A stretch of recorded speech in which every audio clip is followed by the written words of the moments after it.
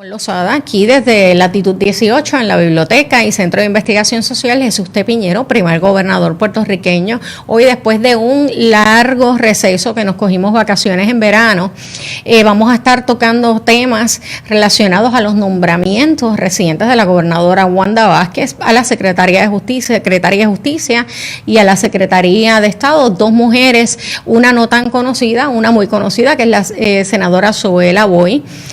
También vamos a estar hablando de la Asamblea del FLAGMA, que es la Federación Latinoamericana de Ciudades, Municipios y Organizaciones de Gobiernos Locales, que está sesionando esta semana en Puerto Rico y cuya agenda gira precisamente en torno a la presencia de la mujer en las estructuras de poder político en América Latina, no muy distinto a Puerto Rico.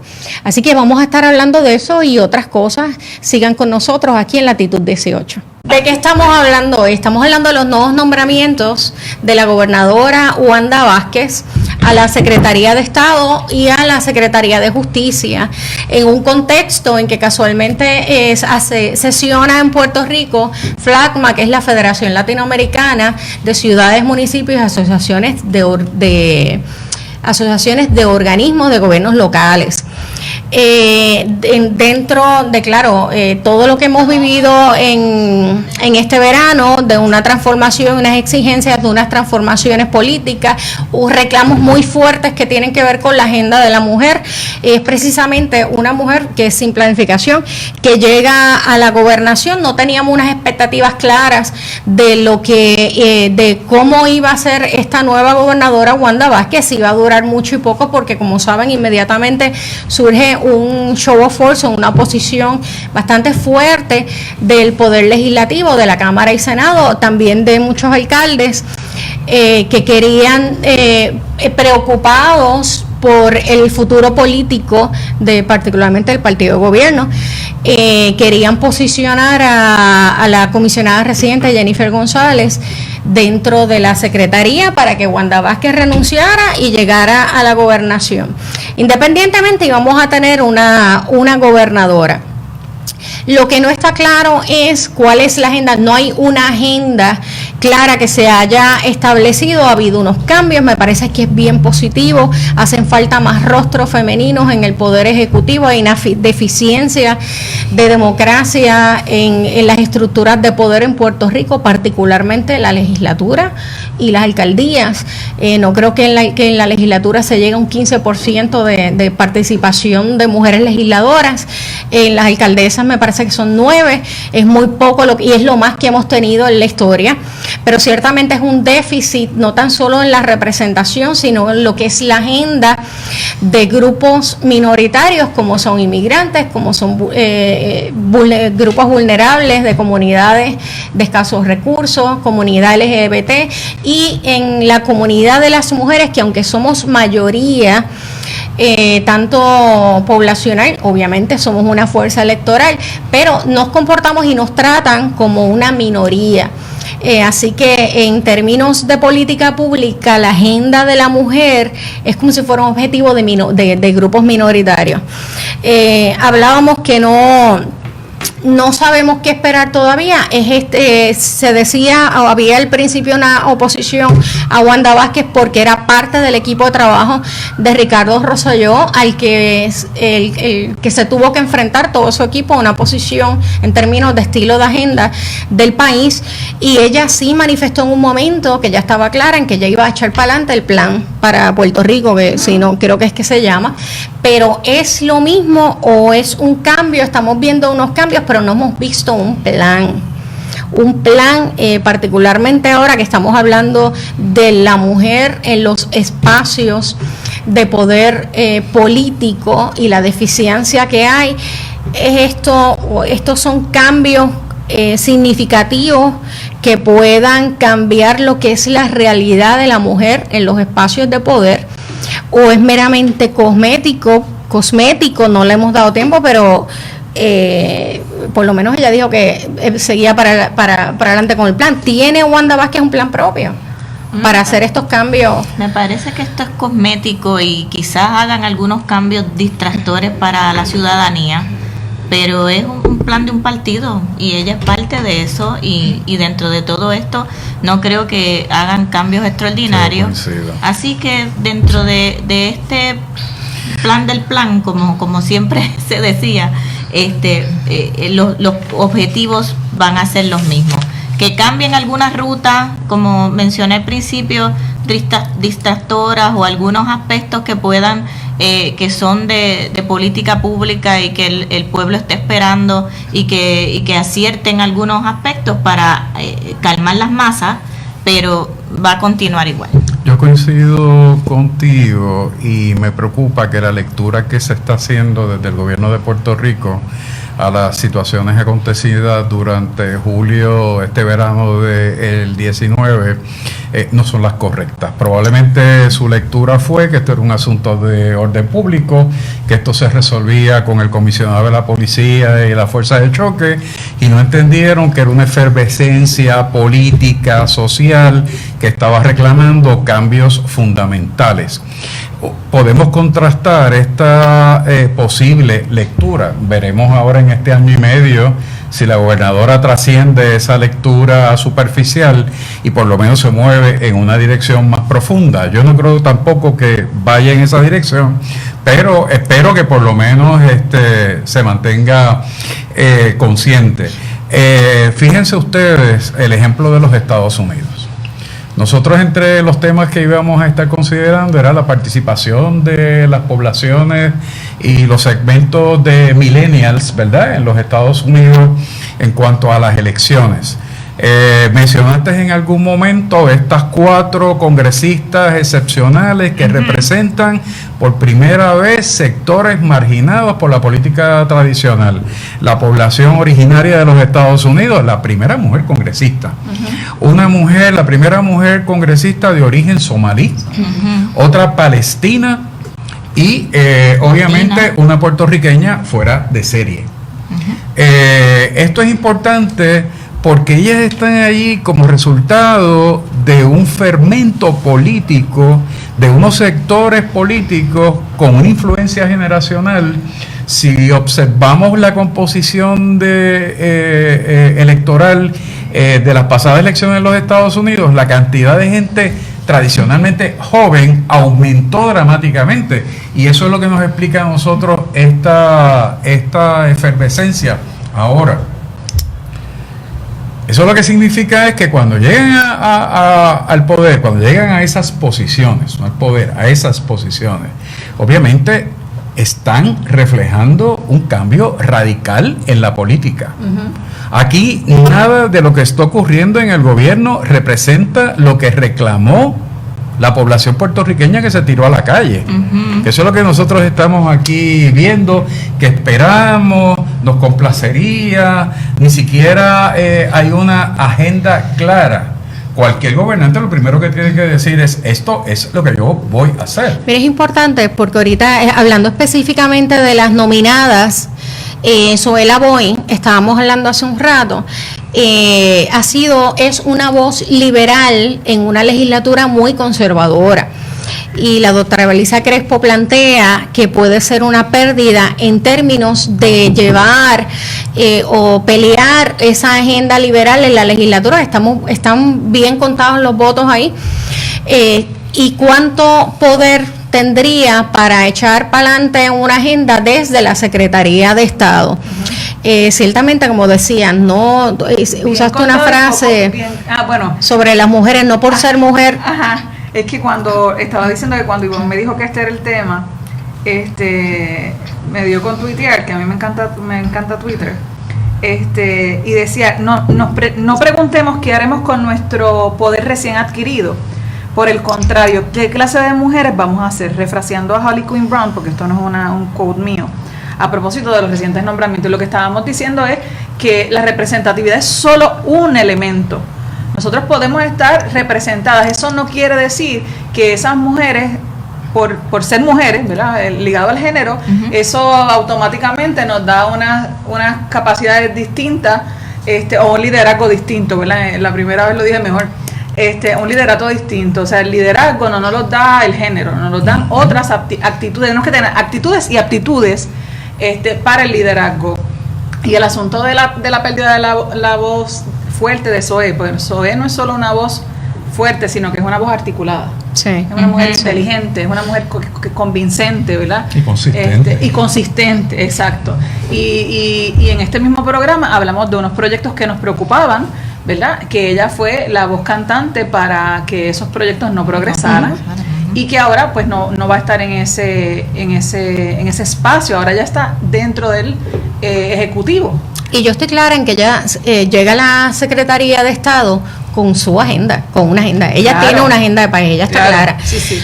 De Wanda Vázquez no me está tan claro. Pues no sé Todavía si no veo un mecanismo de control también. la agenda de Wanda Vázquez. Ella ha tomado unas decisiones. Uno ha tratado de definir a Wanda Vázquez entre la percepción que hemos tenido de ella como procuradora de la mujer, como secretaria de Estado, que ha habido muchas críticas, y las acciones que ha tomado durante estos pasados días, que han sido contados. Y como procuradora, no olvidemos que la figura de la procuradora, la primera procuradora fue la licenciada Tati Fernos. Y ese organismo se crea luego de mucha lucha, de mucha presión de las mujeres, buscando espacios para garantizar, ¿verdad?, los derechos de las mujeres. Y la figura de la procuradora siempre, o bueno, no siempre, las primeras dos procuradoras, tuvo el aval y la recomendación de los grupos feministas, y eso dejó de pasar. Y particularmente estos grupos han criticado fuertemente la labor de la gobernadora cuando era procuradora de las mujeres.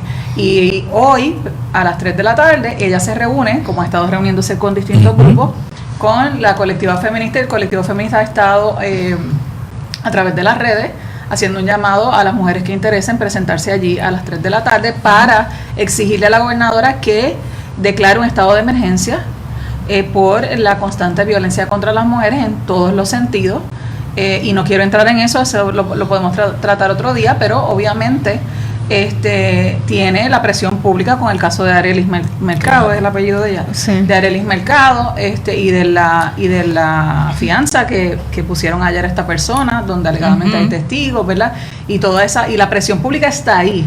O sea, esa efervescencia continúa, y claro, estamos en una rendición de cuentas. Cualquier persona que decida estar en un puesto político, tiene que público, responder. ahora mismo, sabe que esto de las redes sociales ha transformado el asunto de la rendición de cuentas, y que la gente le va a exigir cuentas, porque nos tiramos a la calle, y digo nos tiramos porque nos tiramos, sí, ¿verdad? Nos tiramos a la calle, no para mojarnos debajo de la lluvia, nos tiramos a la calle sabiendo que estamos en un momento histórico muy importante para Puerto Rico, y que vamos a seguir pidiendo cuentas de la gente electa, que no es el caso de la gobernadora, ¿verdad? La gobernadora es nuestra gobernadora por un asunto constitucional, pero está ahí, tiene la responsabilidad, y mientras esté ahí, sabe que tiene que rendir cuentas al país. La gobernadora llega con un historial muy discreto, por no utilizar otro adjetivo,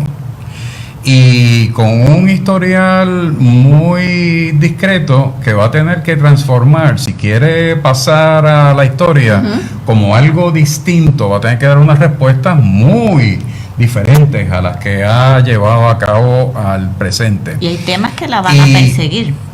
Exacto, y hay otros que van a salir y que van a ser temas de discusión, claro que y sí. aunque lo han atapujado con esta pantalla de nombramientos y todo lo demás, y dándole la oportunidad, en algún momento el pueblo Esto va a se volverle a pedir esa luna de cuentas miel por se ese va a abuso. agotar. Claro, volvemos entonces al nombramiento de la licenciada Zoé Lavoy. Vamos a tener una figura que es una voz fuerte, que tiene una identificación con esos grupos, Ivonne, que tú has mencionado, que son los grupos que tradicionalmente han quedado marginados en el proyecto político, económico y social. Así que tan cerquita como la Secretaría de la Gobernación va a tener alguien que va a estar recordando todos los días que se tiene que mover en otra dirección. Así que yo creo que va a ser muy interesante también el contrapunteo que se va a estar dando entre estas dos figuras, no solamente en términos de las posiciones políticas, sino incluso la forma en que van a verbalizar las direcciones de las decisiones gubernamentales. Es interesante cómo se vaya a dar esa relación en términos de esa relación de poder, porque obviamente Zoila Boy es una figura política. Sí. Las dos son abogadas. Y tienen un carácter aquí estamos dos abogadas del lado de ella y dos no abogados del lado de ella. Y es conocido el carácter que tienen las dos. Pero volviendo, Zoe tiene una agenda política que todos conocemos. Sí. Hay unas cosas en las que yo estoy de acuerdo con ella, hay otras cosas en las que puedo diferir. Con Wanda Vázquez no estoy clara. No. De Wanda, una cosa buena, bueno, no es que hemos dicho cosas malas, pero una cosa les reconozco a Wanda, y es que ella viene o sea, es una empleada de carrera del gobierno. No es una persona que no tenía ninguna experiencia, pues no menciona el nombre, ¿verdad? Y que cayó ahí. Ella conoce el Departamento de Justicia y la Procuraduría, que es donde ha trabajado. Pero no es una persona que viene ajena, no es una persona que viene de una empresa privada, no es una persona que viene de otra industria, o sea, ella es una empleada de carrera del gobierno. Así que de alguna manera conoce los procesos y procedimientos gubernamentales porque lleva ahí toda la vida. Por eso mismo es que me choca en cierto sentido, aunque claro, la compañera que nombran a secretaria de Justicia también tiene una preparación extraordinaria y tiene una experiencia, pero más hacia lo que es corporativo, el derecho, ¿verdad?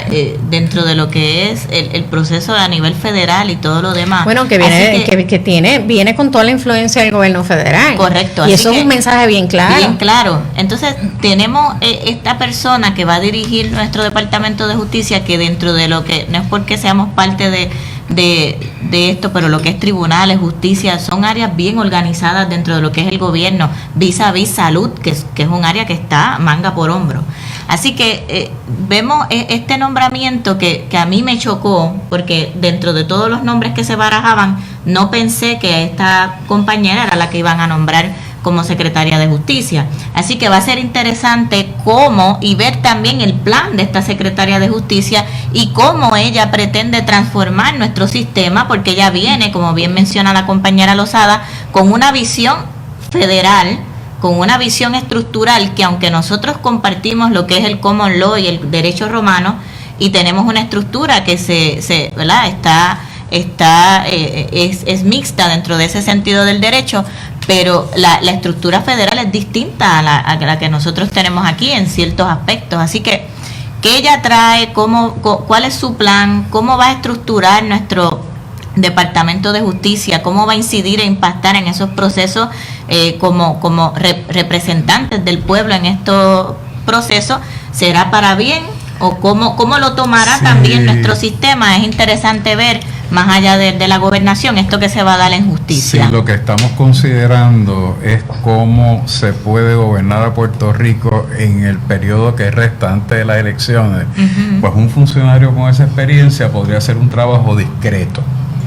Puerto Rico lo que necesita en este momento son líderes, y cuando hablamos de liderato, hay unas capacidades que trascienden, hay una visión que tiene que trascender. Pero pedirle discreción a un secretario de Justicia en los tiempos que estamos viviendo es bien difícil. Ya vieron las manifestaciones, las expresiones de Rosa Emilia, por ahí todavía lo que viene es lo que queda de mes. Sí, y Rosa Emilia lo que le queda es hasta el 30 de noviembre. Por eso sí que hasta el 30 de noviembre o después vamos a tener muchas sorpresas. Los regalos prenavideños van a ser igualmente sorpresivos. Y ese nombramiento de justicia, independientemente de quién fuera, ¿verdad? De quién fuera la gobernadora y quién la sustituyera, es bien importante, porque recuerden que va a sustituir, o sea, lo que se quedó pendiente o no pendiente, o si hay cucarachas debajo de la mesa, esa es la persona que las va a atender.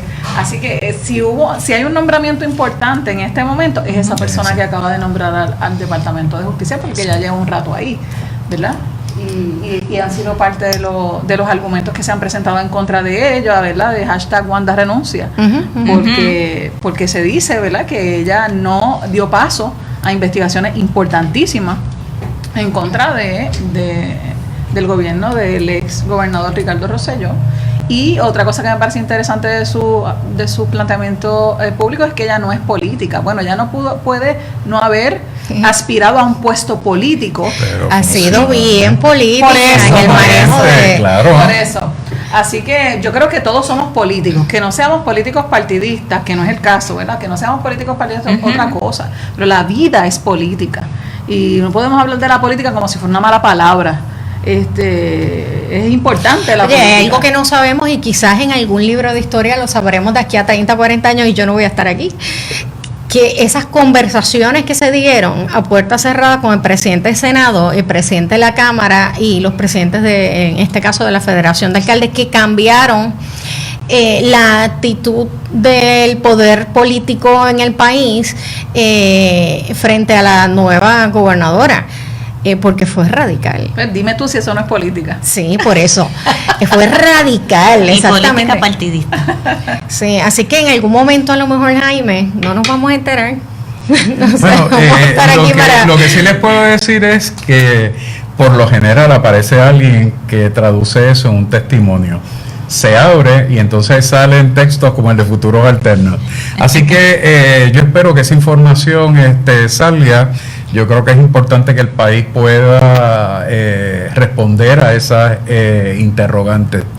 Pero yo sigo planteándome, como me planteaba durante el mes de julio, la importancia del liderato. Mi pregunta es, ¿dónde están los líderes?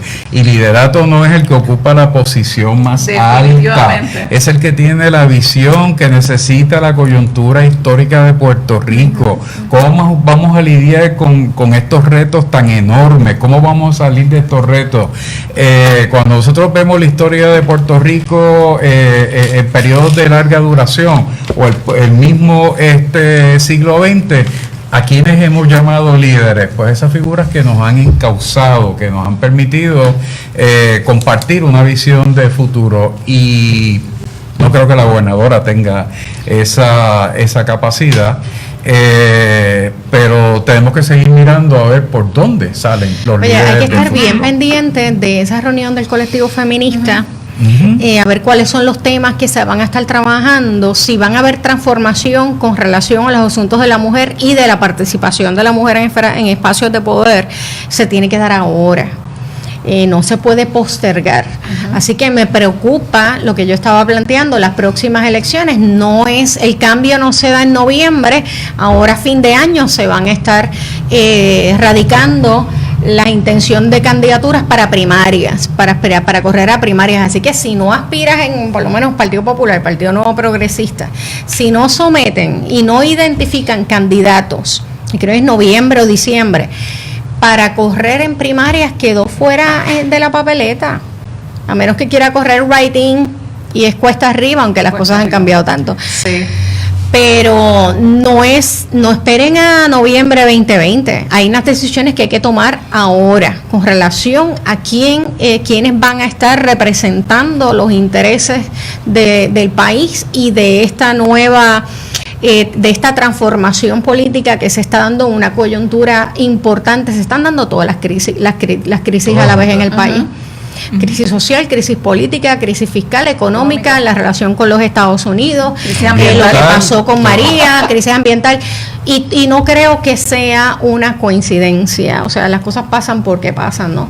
Por alguna razón, y estamos en una coyuntura de un cambio grande para el país que, como decíamos, quizás no la podemos ver con claridad ahora porque estamos en medio del agua turbia, pero de aquí unos 10, 20 años vamos a poder ver la cosa con más claridad y entender los cambios que se están dando. Muy bien. Belisa, quiero darle las gracias a la doctora Belisa Crespo que nos estuvo acompañando durante este primer segmento. Gente, disculpen los problemas técnicos que estuvimos al principio, pero es el primer programa que tenemos después de ese receso de verano. Y quiero invitar... Y después del verano el 19, con eso no, no fue cualquier verano. Gracias, Belisa. Y quiero invitar a la mesa a Arnaldo Cruz. Bienvenido, Arnaldo, Belisa. Pero no quiero terminar el tema porque hay cosas que me gustaría conversar con Arnaldo, que es el millennial del grupo ahora, Arnaldo Cruz. Arnaldo es fundador. No soy millennial, por si acaso. ¿Que no eres millennial? No, ¿cómo va a decir eso? Arnaldo Cruz es fundador y copresidente de Abre Puerto Rico, Jaime, hablando mucho de datos y estadísticos, que no quiero que nos hables de Abre un poco, sí. Pero también importante, la FLACMA estuvo, no sé si lo sabes, la Federación Latinoamericana de Ciudades, Municipios y de Organizaciones de Gobiernos Locales en América Latina. Lleva esta semana, ha estado esta semana en Puerto Rico y ha estado sesionando ayer y hoy.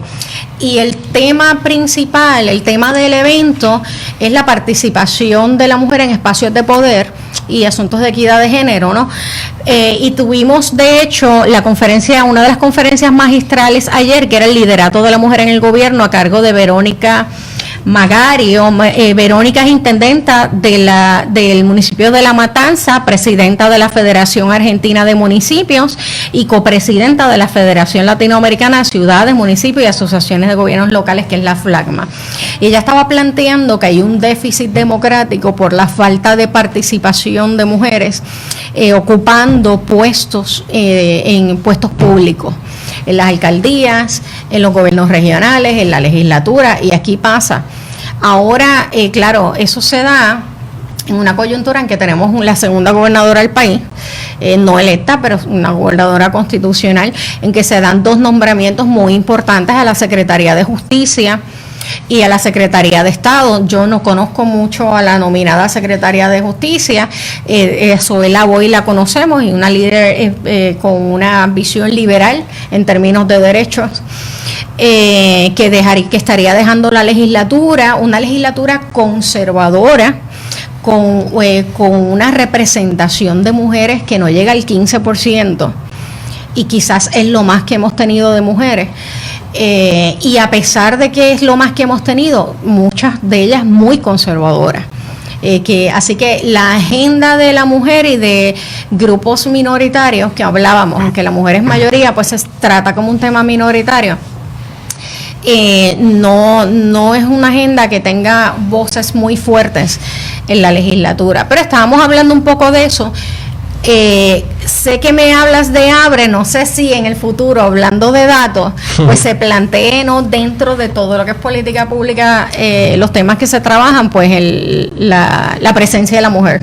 Sí, bueno, gracias por tenerlo en el programa. El problema de equidad no es solamente político, o sea, en el mundo de negocios todavía menos del 10% de los CEOs de los Fortune 500 y los Fortune 500 companies son CEOs, así que, y interesantemente, los MBAs, que es el grado de negocio más importante, ¿verdad?, en los Estados Unidos, están graduando ahora por primera vez ever más mujeres que hombres, y todavía las posiciones de liderato en el sector privado, no olvídate del gobierno, en el sector privado son de hombres, así que es un problema que no es exclusivo del gobierno.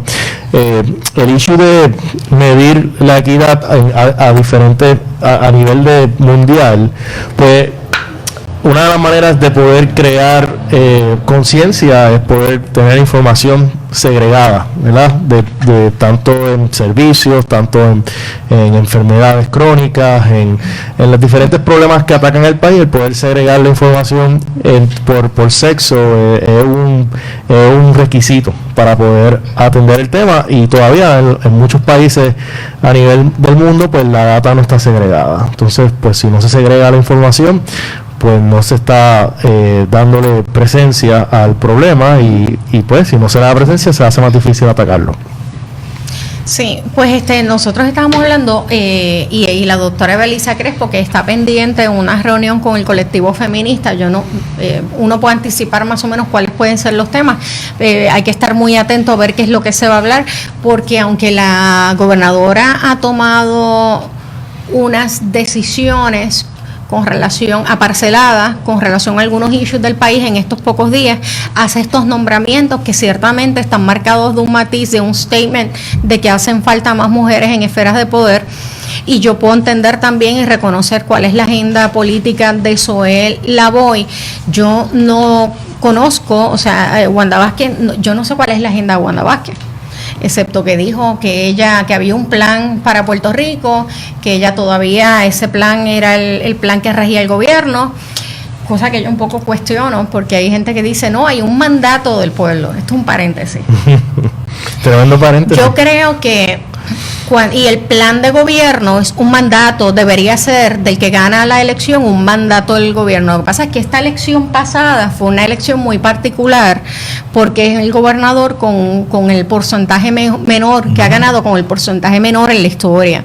Y yo creo que por mayoría pluralista, que se le llama, pues ganó, porque es el que más sacó entre todos los candidatos, que de hecho se está planteando lo de la segunda vuelta, pero no sé si ese % es suficiente como para decir que hay un mandato para encaminar un plan de gobierno, porque la realidad es que la mayoría del país votó en contra de ellos. Claro. Y yo he escuchado mucha gente en la radio diciendo es que hay un mandato, y el plan de gobierno es un mandato de gobierno. Oye, yo no estoy muy segura de eso. Y ese es el plan de gobierno que ella dice que va a encaminar. Que me parece que es más un planteamiento político que no sé si es una realidad o no, porque yo no sé cuál es el plan de ella. Bueno, podemos debatir el tema, ¿verdad?, de sobre el %, y es un cuestionamiento legítimo del % más bajo que ha tenido un gobernador, pero para efectos prácticos, pues sería muy difícil, ¿verdad?, de mi perspectiva, pensar que la gobernadora tenga la capacidad de montar un plan de gobierno, ¿verdad?, de aquí al tiempo que fue, ¿verdad?, puesta en ese... No tiene un plan de gobierno, pero Zoe no tiene un plan de gobierno, pero tiene una agenda clara, que tiene mucho que ver con su visión de país. ¿Cuál es la visión de país de Wanda Vázquez? Esa yo no la conozco. No la conozco todavía. Sí, no. Nadie la conoce. No, entonces también venimos, que lo habíamos hablado, con una visión de Wanda Vázquez como si fuera otra persona, de lo que ella fue como procuradora de las mujeres, muy criticada. Y sí, después de una Tati Fernó, que era una figura muy fuerte dentro del feminismo de puertorriqueño. Una líder feminista. Es una líder feminista, reconocida históricamente antes, durante y después. Y luego como secretaria de Justicia también. Así que, pero no nos queda muy claro, porque entonces ella, uno puede pensar pues es que ella era soldado de fila y lo que se dijera desde arriba, ella acataba la orden y seguía. Eso puede ser bueno y puede ser malo también, porque hay un asunto de principios envueltos, pero todavía no la puedo leer, de verdad, y en realidad me gustaría saber cuál es la agenda, cuál es la visión de país de Wanda Vázquez.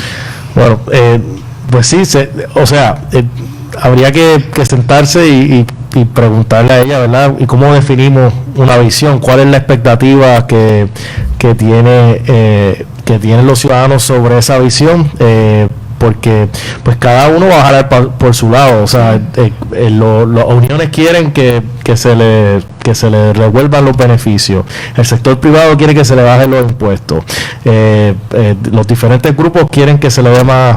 O sea, todo el mundo va a jalar por su lado. Entonces, pues, cuando tú estableces una visión de gobierno, pues no vas a hacer feliz a todo el mundo. Y eso es una realidad, y tenemos que, ¿verdad?, ser prácticos de que cuando tomas decisiones en cualquier lado, pues hay personas que se van a beneficiar y hay personas que no se van a beneficiar. Así que creo que hasta ahora, por lo que se ha visto en los medios, pues está tratando de ser...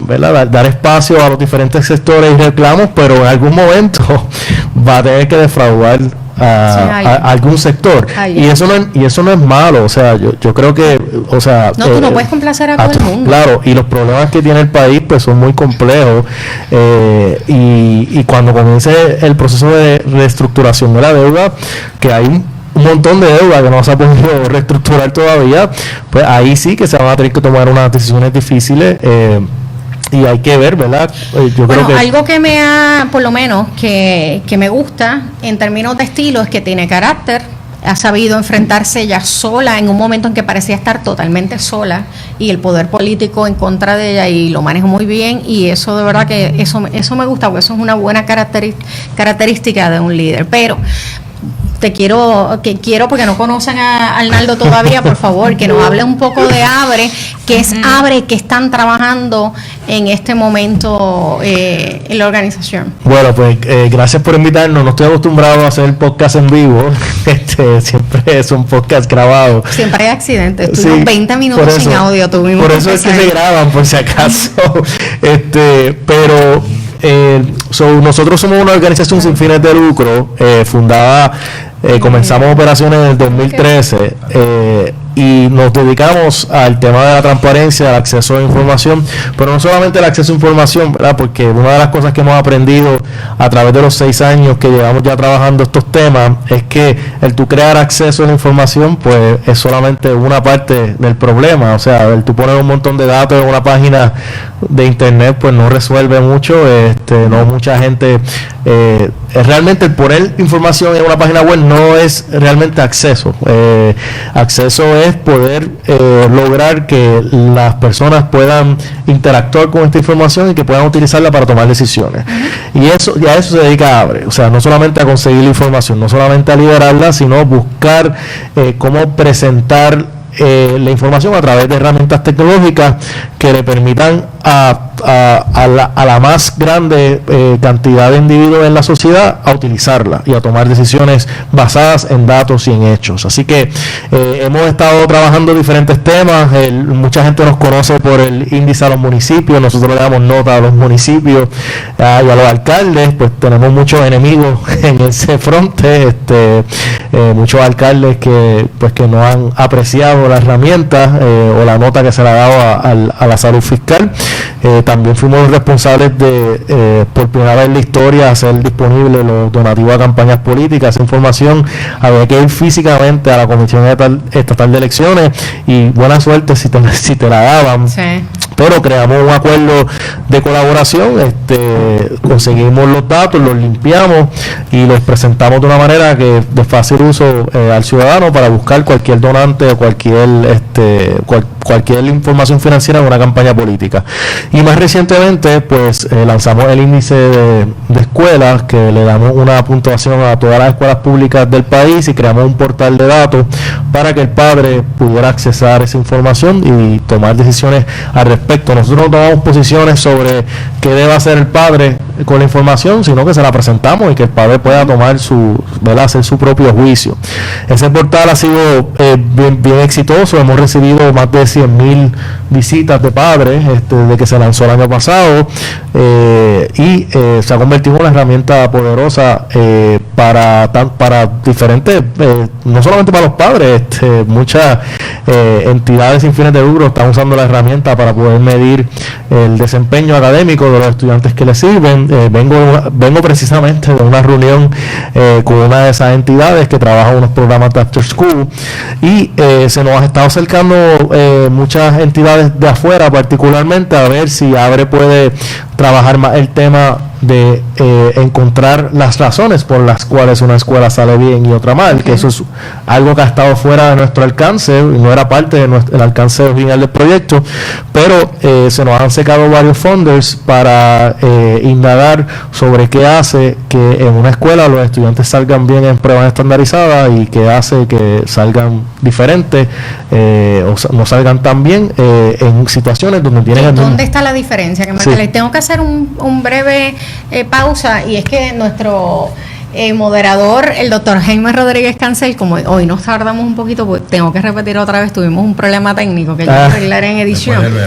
pero tiene clase, así que nos va a dejar, así que te mueves un poquito para acá, y gracias, Jaime, nos vemos el próximo jueves. Un placer estar con todos ustedes en el programa. Un solo comentario: me parece que lo que están haciendo, que es algo que ya Ivonne me había anticipado, provee una herramienta sumamente valiosa, no solamente para levantar información, generar conocimiento, para poder orientar adecuadamente la opinión pública, y aquellos que reciban malas notas en el servicio público, pues que hagan las tareas que correspondan y que hagan lo que tienen que hacer. Así que yo lamento tener que despedirme, pero nada, les deseo el mayor éxito y creo que vamos a estar conversando también. Seguro. Arnaldo, un placer. Super.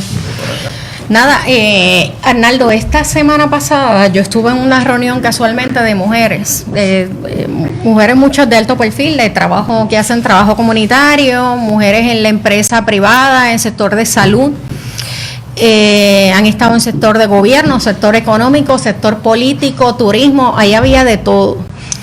Y estábamos hablando precisamente de los datos y cuánta información. Se hizo una presentación de un estudio sobre la situación de la mujer en el país y en San Juan particularmente, y era la importancia de los datos y la ausencia, y no tan solo porque a lo mejor los datos están, pero no están disponibles como tú dices, y más que disponibles, no están en un formato que la gente pueda traducir y utilizar de manera amigable, y hay muchos sectores que necesitan de esta data. Muchas organizaciones comunitarias, muchas iniciativas surgen a partir de necesidades que perciben, pero no tanto porque haya unos datos fiables que puedan ayudarles a delinear políticas públicas que respondan a necesidades reales.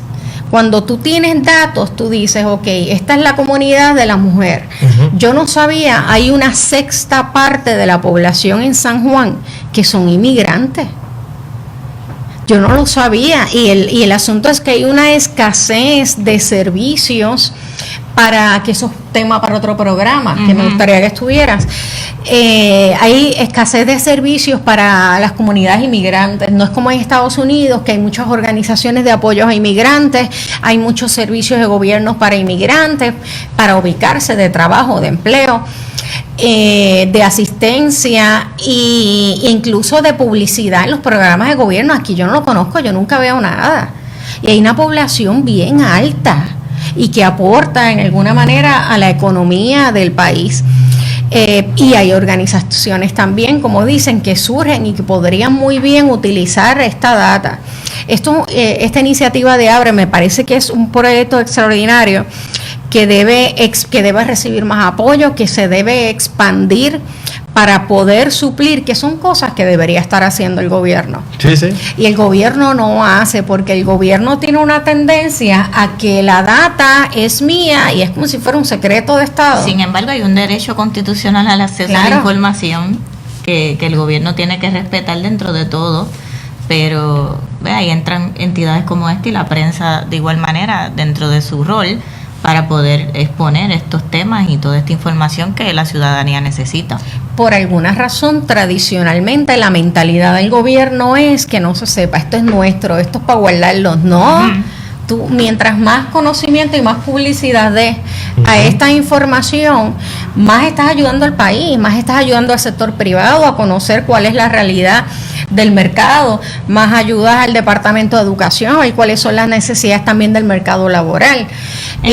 Entienda ser juzgados y que entiendan que no se está haciendo la labor que le corresponde al gobierno, y por eso lo mantienen de esa manera. Pues mira, nosotros llevamos 6 años en esta cruzada de buscar información de agencias, y yo siempre, cuando doy presentaciones sobre el proceso, le explico los diferentes tipos de circunstancias, porque uno piensa eso de primera instancia, de que el gobierno no te quiere dar la información, y eso pasa mucho, y nos ha pasado mucho, y hemos tenido que recurrir a otras tácticas para que la información se nos provea.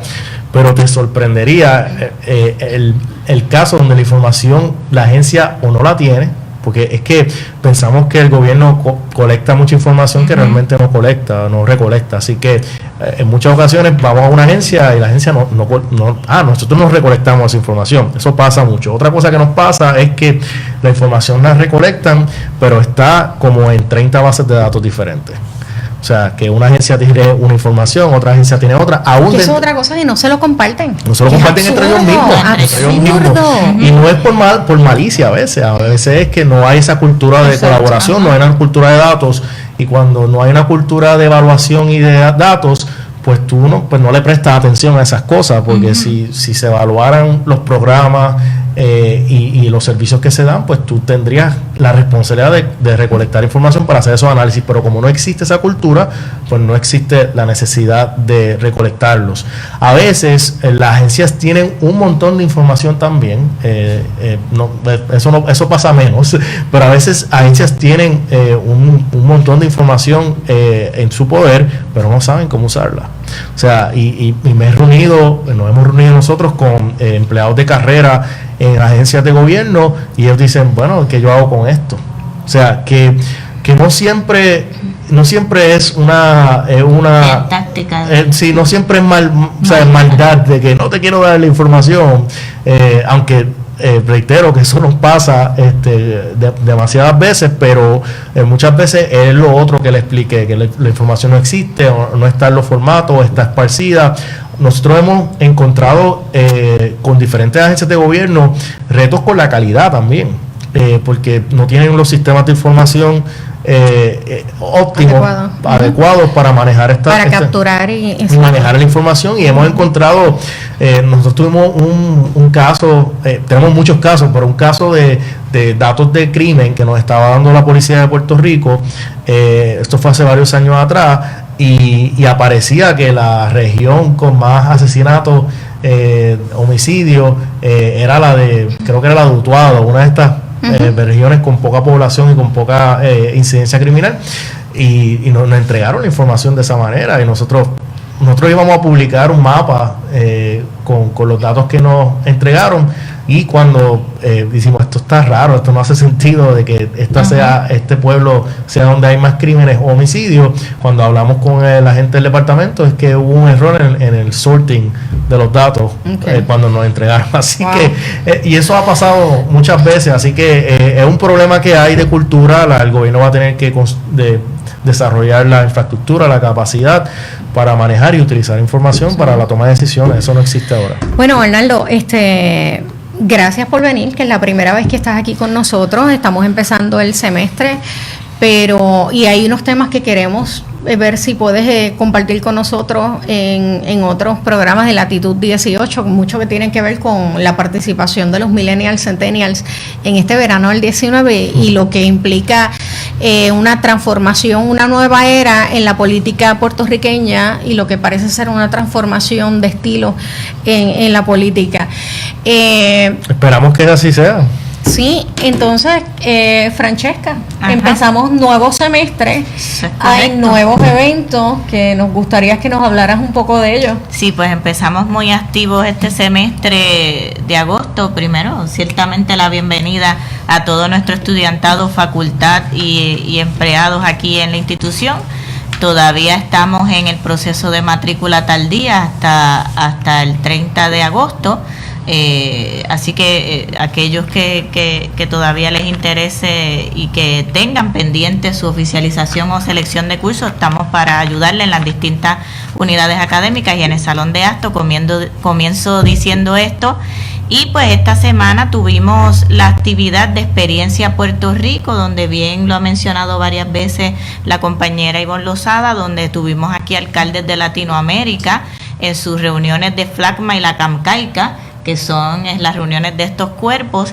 Recibimos alcaldes, como bien mencioné, de toda Latinoamérica, de República Dominicana, de Uruguay, Paraguay, México, así que tuvimos un día bastante enriquecedor dentro de todas estas culturas. Qué bueno que se den ese tipo de eventos en Puerto Rico, porque hace falta más insertarnos en el diálogo latinoamericano. En el diálogo latinoamericano con relación a lo que está pasando con el ambiente, que se nos quedó lo del Amazonas, y sobre todo con lo que es la evolución y la transformación política, porque vimos, como decía, que una de las conferencias magistrales era sobre la participación y la presencia de mujer en esferas en esferas políticas, que no es muy distinta aquí. Correcto, inclusive dentro de las actividades de esta semana, que del 20 al 23 de agosto, en el día de ayer en el Centro de Bellas Artes de Santurce, en la Sala Sinfónica, que se llevó a cabo una de las actividades, se rindió homenaje a la figura de nuestra fundadora, doña Ana G. Méndez.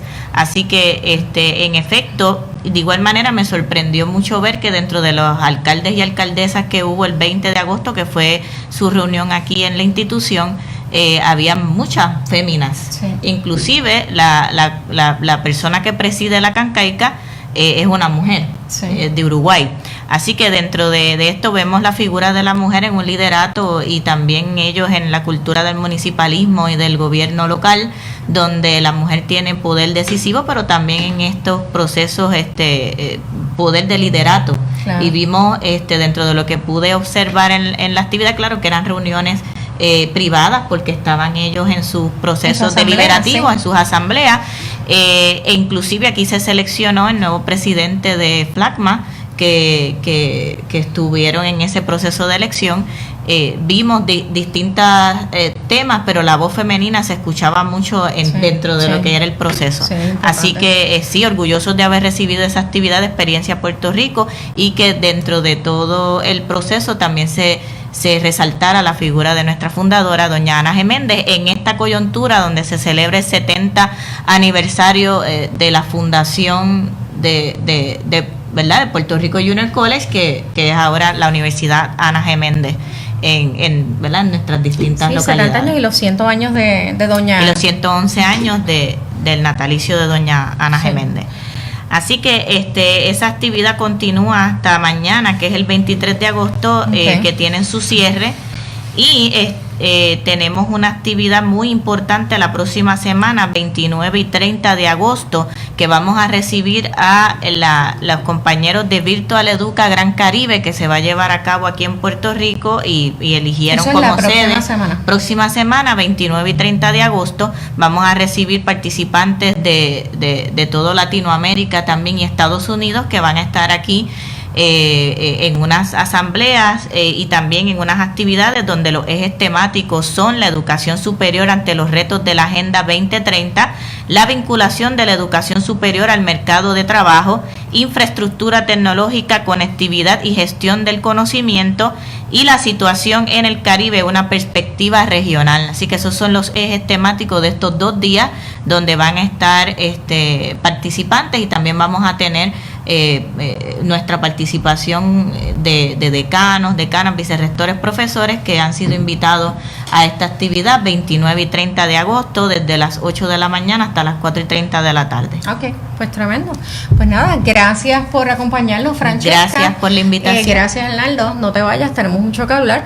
Y gracias a ustedes por acompañarnos nuevamente este jueves. Recuerda que vamos a estar todos los jueves de 12 a 1 de la tarde aquí en Latitud 18 desde la biblioteca del primer gobernador puertorriqueño, Jesús T. Piñero.